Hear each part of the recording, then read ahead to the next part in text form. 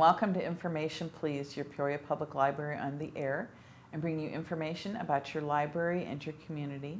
And this evening my guest is Teri Miller, who's the manager of Peoria Public Library's Outreach Department, but she's also very involved with various veterans groups. And I'm very pleased to have her come and talk about a program we're going to have this fall in honor of our veterans. Hi, Teri. Hi, Tricia. Thanks for having me. Yeah. Well, you do so much good work for our veterans, and this is something that really works well for the library, and we're going to do it in all branches. Tell us what it's called. It's called Our Heroes Tree, a salute to veterans past and present. Okay. And what it is that we're going to have a kickoff on Saturday, November 7th, starting at 11 a.m. to honor our veterans in the community. We have the Air National Guard, Honor Guard, and Color Guard coming to present the flags. Nice. Along with the quintet, brass quintet, and percussionist to play roughly 25-30 minutes of military songs, patriotic songs, to kick off the pre-Veterans Day salute. Okay. Along with that, we're also going to recognize all the veterans in the audience. Okay.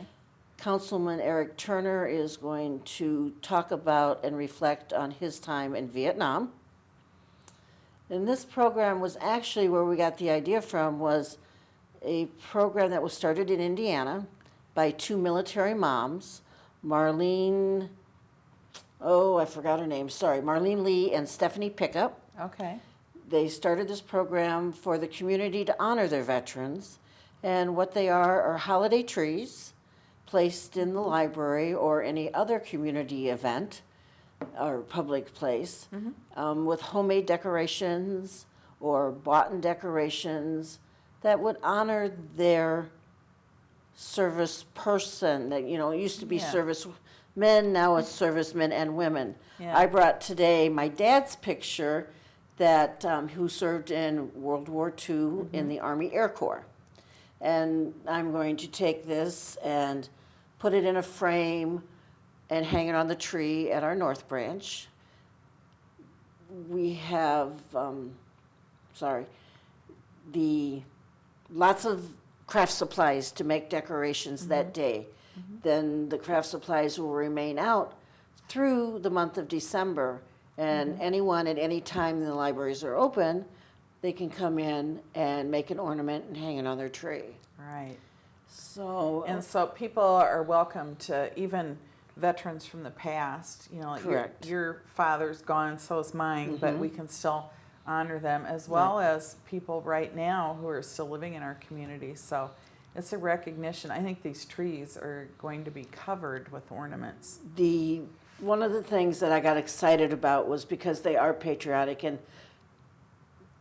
it's so much a part of my life. Oh yeah. That Well, tell us some of your titles you've had, because you've done a lot. 2004, 2005, I served as the American Legion Auxiliary State President. And for the last 10 years, I've been president of our local American Legion Auxiliary here in Peoria. After 10 years, I said I needed a little bit of a break, so I'm still an active member, going to meetings, and have a little more free time than having to be in charge. But one of the things we're also doing is we're creating, they're called Hero Tree postcards that you can put your veteran's name on, the branch they served in. We're going to be able to have punch holes in and hang these on the tree as well, in case you don't want to make an ornament. Yeah. And then at the end of the season, we will pack away the ornaments and put them up again next year. Okay. Trees will be available at all locations. Okay. You've got Lincoln, Lakeview, McClure, Maine, North, and there'll be a small poster-sized one on the bookmobile, because you might have to do really dinky little dinky ones. Yeah. We're also going to have refreshments the day of the program. The kickoff is only at North. Right. And that was actually scheduled from 11 to 2. I said a little bit about honoring the veterans and Councilman Turner. We'll have a time to make ornaments. There we'll have craft supplies. We've got foam stickers and popsicle sticks and bells and ribbons. And each tree at each location will have 2 flags crisscrossed at the top, Yeah. yellow ribbons. I think There you go. Yeah, I think that's what we expect to see. Right, yellow ribbons coming down the sides of the tree. And then, of course, all the patriotic ornaments will have shapes such as stars and hearts and flags and drums.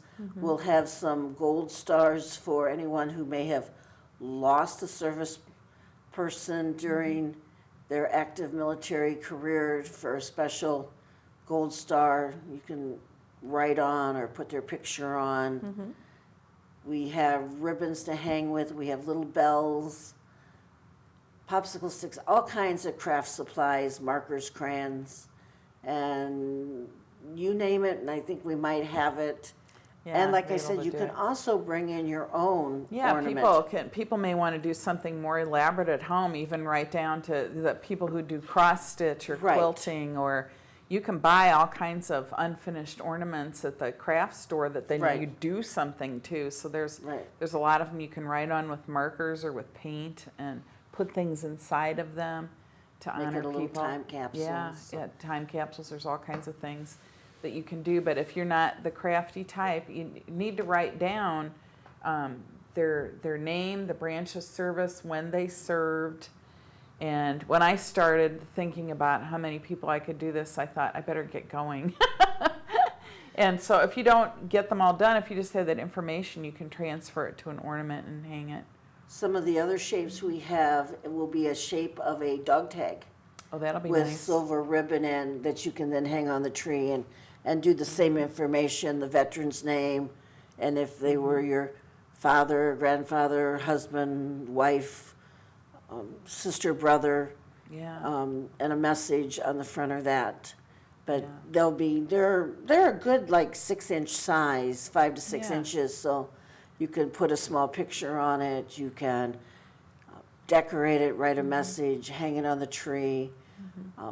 Really looking forward to seeing all of the messages and all of the patriotic and just a way to honor our veterans and let the community who may not have somebody in their family Yeah. that, or someone, they may not know someone directly, but it'd be their way of saying, thank you for your service. Right, right. Be able to do that.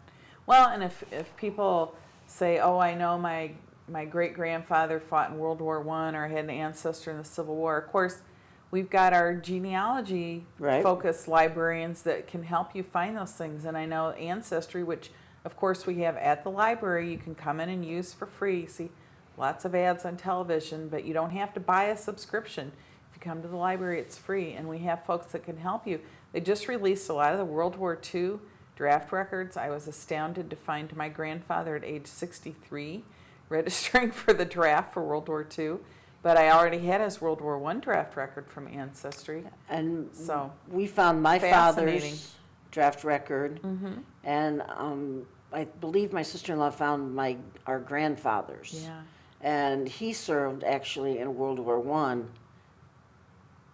overseas. Oh, So yeah. I'm looking For pictures. for pictures to do one for him, as well as I have an uncle who served in Korea. Yeah, so this doesn't have to be, your son. This can be anybody in your family. And I think what we're going to see in the end, we have, 5 and a poster tree to decorate. I think we're going to see a long, long history of patriotic service coming from this community and elsewhere, and how strong this country really is. And there have been times when we have not done a good job of honoring our veterans. There's times when this really means a lot to people who gave up so much. And with Veterans Day just around the corner. Yeah, it's a great after launch for this, Veterans it's Day. getting people to think about that and realizing there's a parade and to say thank you. And we're going to say thank you to the veterans in the audience. We have a little something special for them, along with refreshments for everyone. We'll also have a make it, take it craft for kids. Yeah. which there'll be several different things to do, but we have some patriotic scratch where it's all a black, and then you scratch it and the color comes off. And we have fireworks and rockets and stars and different patriotic Yeah. items like that is one of the crafts. I know our children's librarian at North is working on some other patriotic craft. And then, like I said, we're going to have refreshments, and we'll end with the reading of the book, Our Hero's Tree. Yeah, I think we have a picture of that maybe. Nope, there's another tree that looks like it's one of those in a children's room Right. that they converted to work for this purpose, or it's got a military man hanging up an oversized dog tag maybe. One of Yes. those trees that's part of the library all the Right. time. Yeah, so. But then here's the book. Right. And each library will also have a copy of that book after the program. Right, so that it can be checked out or read Right. there or whatever. Right. Yeah, it's interesting that this is a national movement. This is actually copyrighted. There's actually a prescribed, this is how you do it. It has white lights. It's to have white lights. It's to have a yellow bow. And two flags Two at the flags top. at the top. So they're uniform, and people recognize that's what it is. If you're familiar with it, you'll know that's the Our Hero tree. Right. Yeah, and it'd be a great thing if, of course, the libraries are open on Veterans Day. Right. People are downtown for the parade.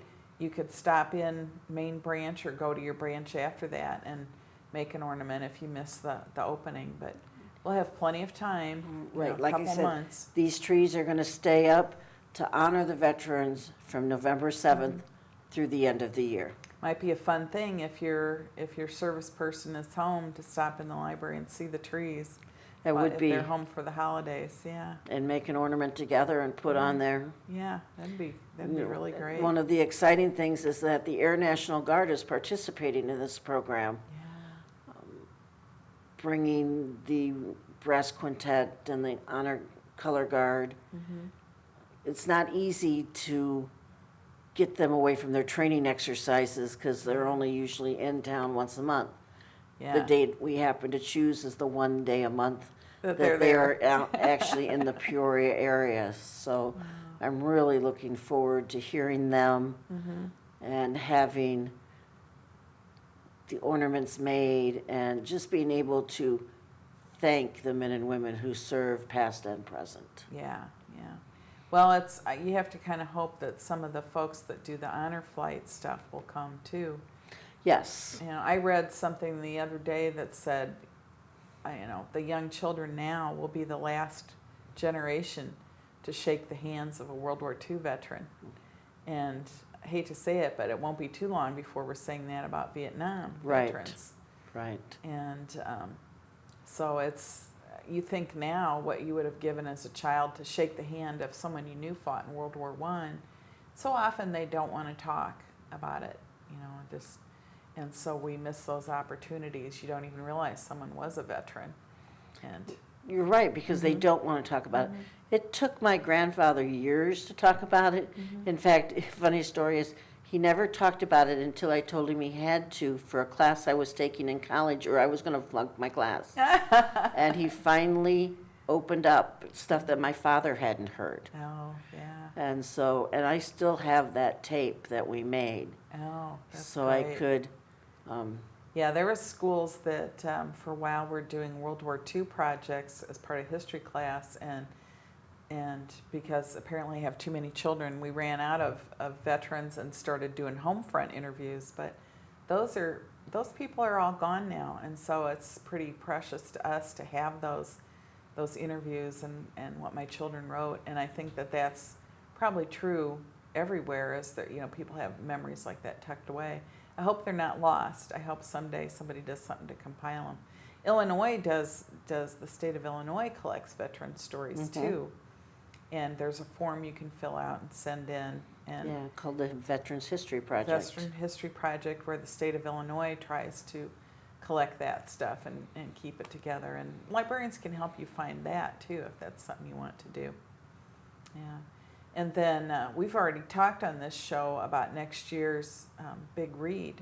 Right, which is going to be this is a great launch for that too. right. We'll also have, hopefully that day, we'll have a list of programs that we can distribute. In fact, before I did this show earlier today, I was at a Peoria Reads meeting, so Yes. we were talking about the different programs and things that we're going to be able to do. And one of the things is that we wanted to have a handout for this November 7th program For people to find out about it. about right? what they're doing, and since it's a Vietnam book, Yeah, it's the things things they they carried. carried. Yeah, and while we've talked about it on this show before, it is a somewhat true, somewhat fictionalized Vietnam story about what did soldiers carry, but what they're carrying is not only the things they carry, but also their thoughts, their feelings, their memories. their emotional The emotional baggage, baggage. yes. And that book has become a standard, I know, in a lot of required reading for a lot of classes. But it is very good, and I think it transposes itself to other wars. The same kind of things that went on in Vietnam, and the thoughts, the feelings, the emotions, I think are fairly universal to soldiers returning from war. The difference with Vietnam was because of the political situation in this country, those soldiers did not have that support when they came home. right, not like they do today. Yeah, not like they do today at all. And I think that the support we provide now, a lot of it is in shame for the way those men were treated, men who had no choice. It wasn't their fault that we were in Vietnam. They were simply drafted and sent there. So, in some cases, they volunteered, but the way they were treated when they came back really is an embarrassment to this country, I think, to this day. And a lot of the Vietnam veterans are just now starting to talk about it. Yeah, you're starting to see more people that wear a ball cap or have a sticker on their car that says they're a Vietnam veteran. I saw one on my way here today and thought, I wonder if I can bring that guy with me. Well, that would have been nice. Yeah. And Eric Turner, our councilman, served in Vietnam. Yes, he did. And He's a member of the American Legion, and he graciously said, I would love to come and talk and reflect about his time in Vietnam for this program. that is wonderful. And it's really special that he'll do that in addition to having our current National Guard folks, which of course the National Guard didn't used to be something that went off and actually fought battles. Right, most of the time they were stateside helping with Floods, tornadoes, hurricanes. national disasters, natural disasters, security, that type of thing. But now, if you're in the Guard, you could be ending up in Some other part of the world. Yep. Yeah.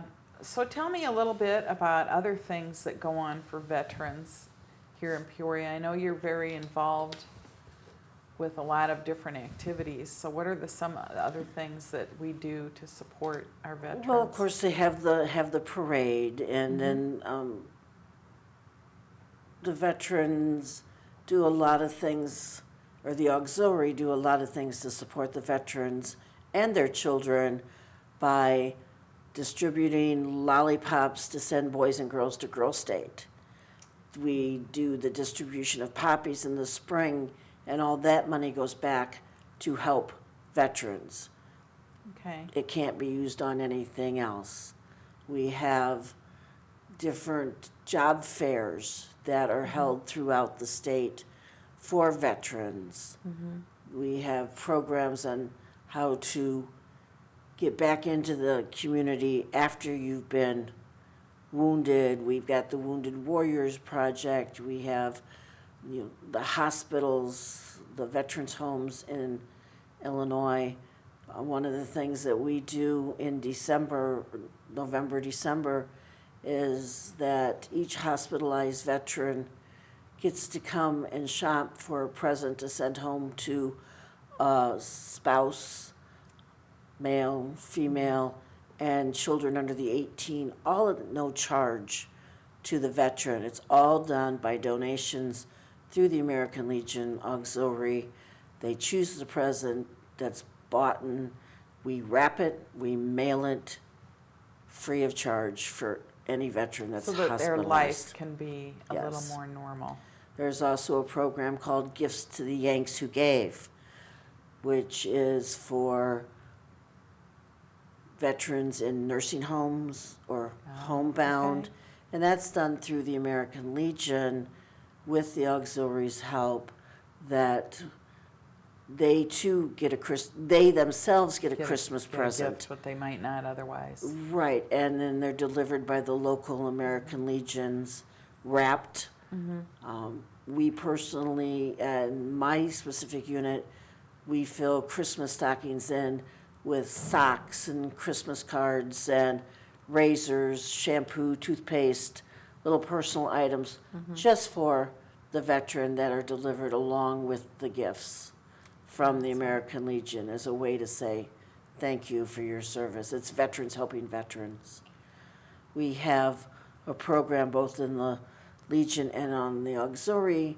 It's called Emergency Fund, and what it is, if you're a member and you have a natural disaster, Like a tornado hits your house or your flood. or even if you have suddenly found yourself divorced after all these years, and you need to go back to school, or you need some help paying utility bills, that we have a fund set up that there's an application for, that they can get assistance, women helping women, in that case, legionnaires helping legionnaires. And we also have the wonderful scholarship program in Illinois that I was lucky to have served on for many years, that any given year we give away on the state level anywhere between $15,000 and $40,000 in scholarships. Oh, that's wonderful. That's- Do those go to the veterans themselves or to their children? To their children or the veterans if they're in school themselves. We have a scholarship called the Mildred Knowles Scholarship, which is for someone returning to school after some time, maybe that they needed time to work, or in this case, they needed to serve their country.